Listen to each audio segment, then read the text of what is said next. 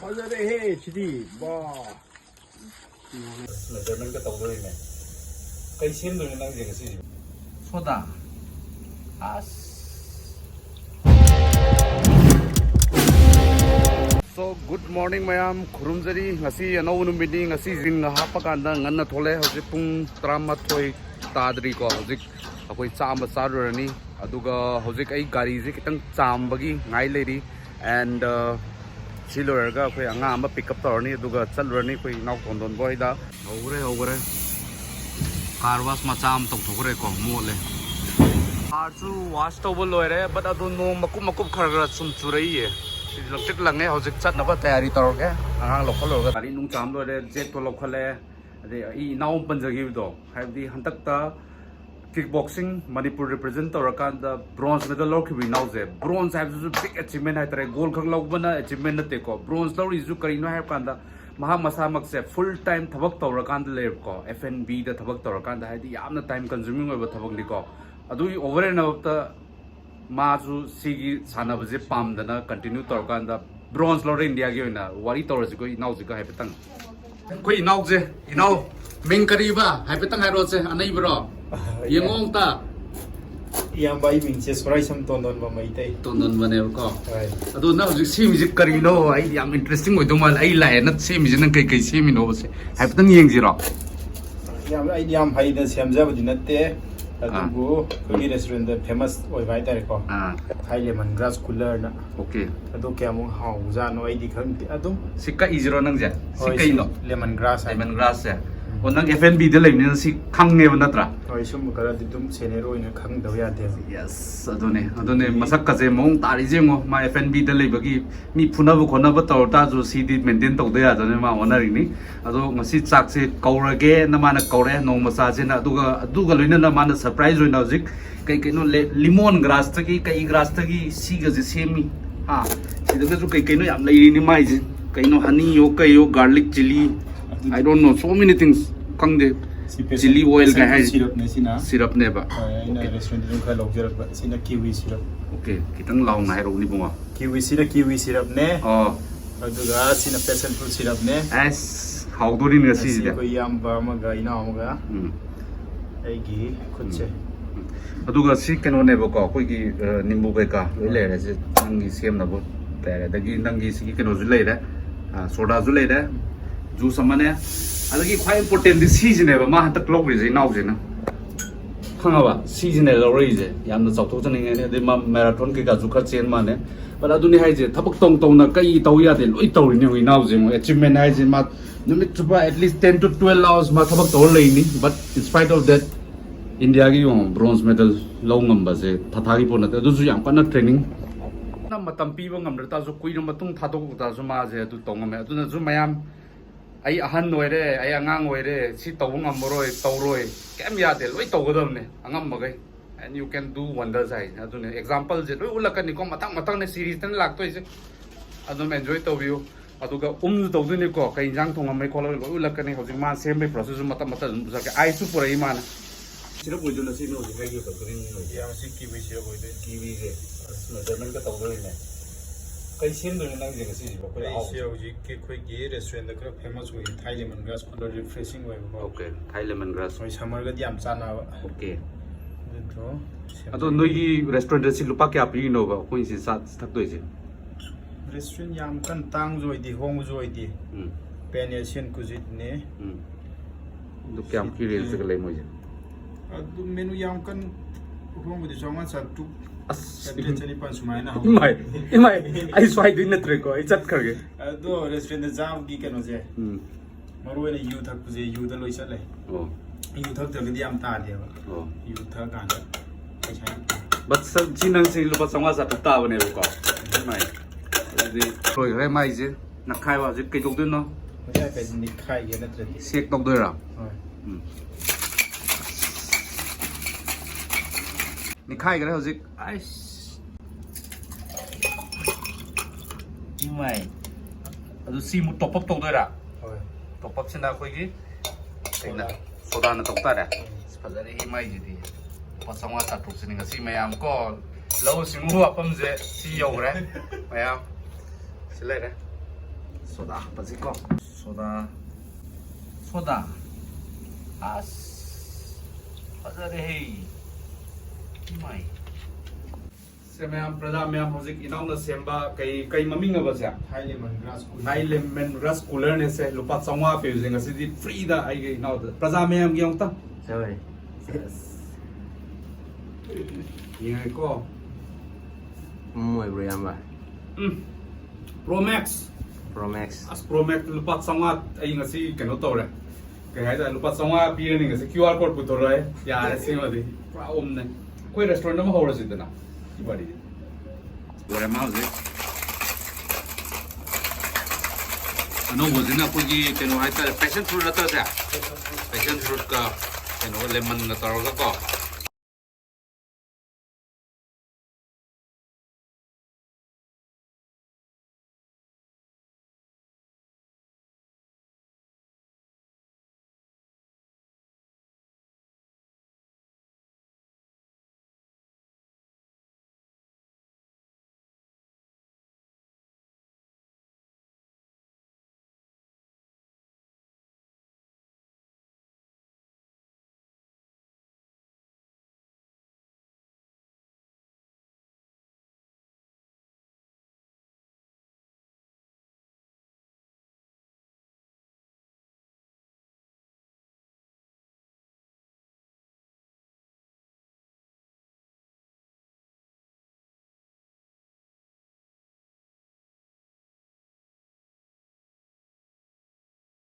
no manang design kong tok solay ni to imai asi kay ko ga sige jibo kano man ba siya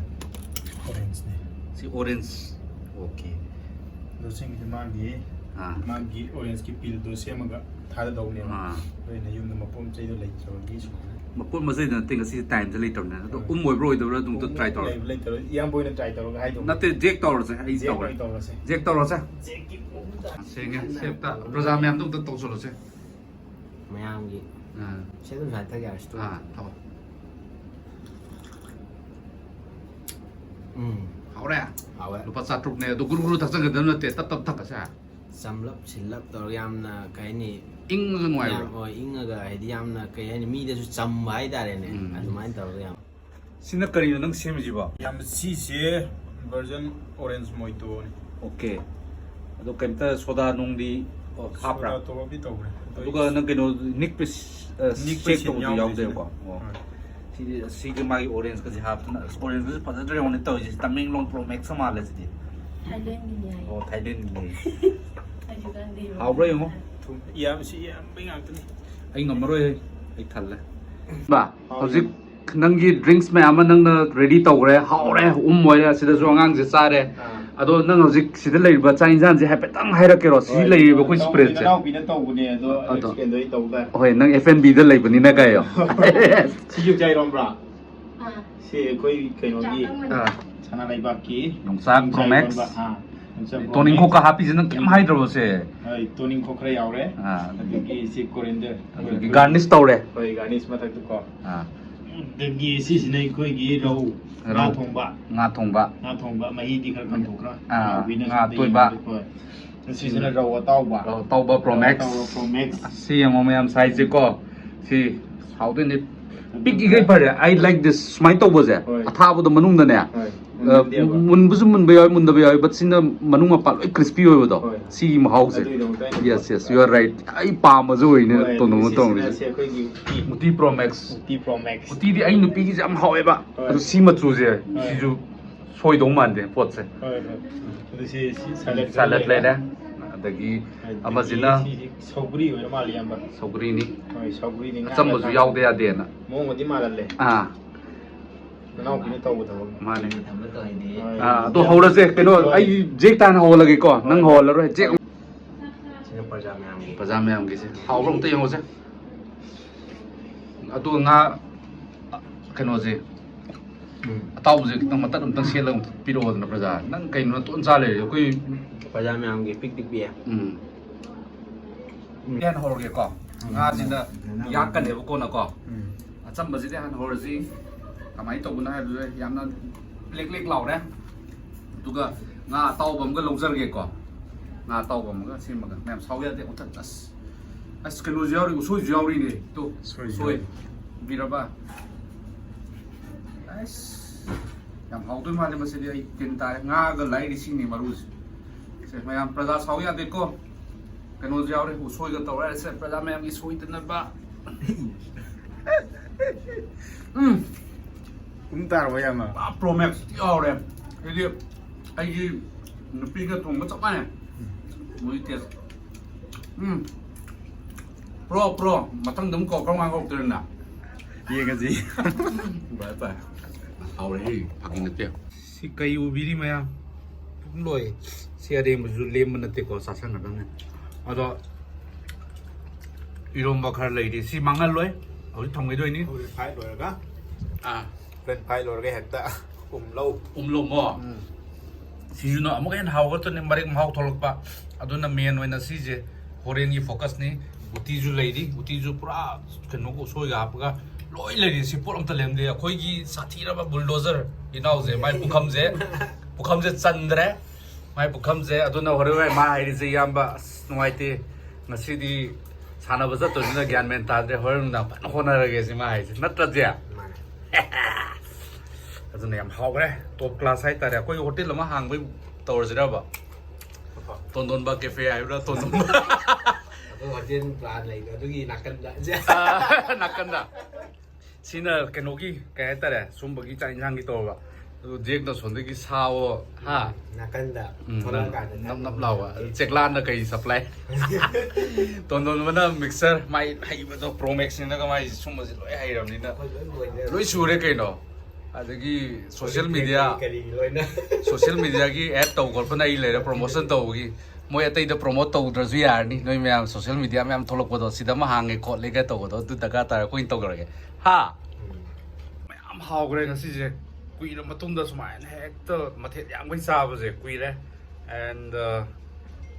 ꯑꯩꯅ expect ꯇꯧꯔꯝꯕꯗꯗꯤ ꯉꯥ ꯑꯃꯈꯛ ꯇꯧꯔꯝꯃꯣꯅ ꯍꯥꯏꯕꯅꯤꯀꯣ ꯑꯗꯩ ꯏꯟꯖꯥꯡ ꯌꯥꯝꯃꯜꯂꯁꯨ ꯃꯊꯥ ꯁꯥꯕ ꯑꯣꯏꯕ ꯀꯔꯤ ꯆꯥꯗꯣꯏꯅꯣ ꯈꯪꯗꯕꯗꯣ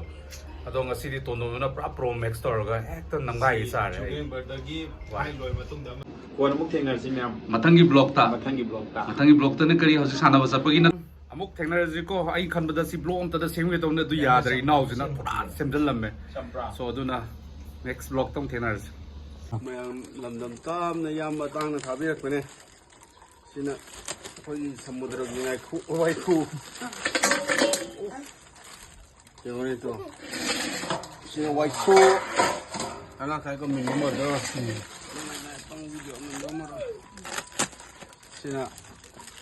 kay si bay kay mo mami tinga na doon na marketer niya si pero nga ada na siya wala ko target na marketer pero to bo na siya ngarang wai khu ga bu pai ga sida kay no le kadi masin de yama thank you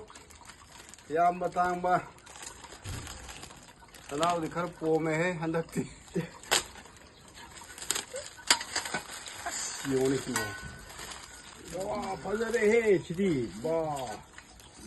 योनी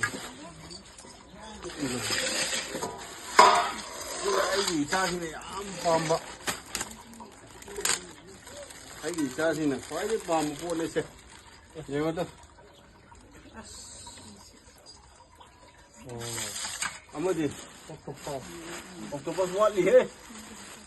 octopus si sem sa ching ba si lao ne ching ba lao ne si lao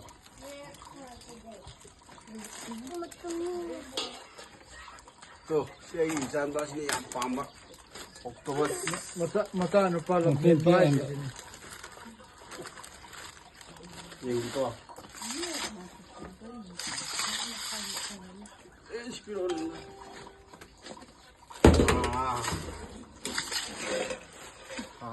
sama de ya se ko to keno foto um to ka po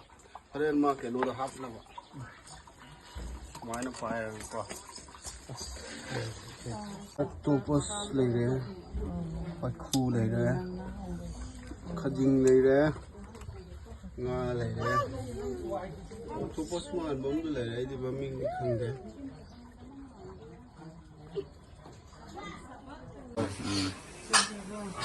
Masa sa pom di may amda. Uga ha.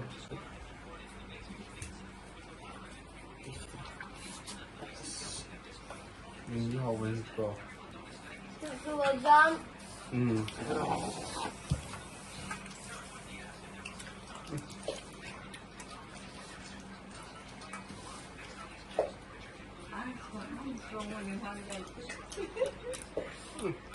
Ay, ito. Yarısı. Bu yarısı. Merhaba. Tabii öyle.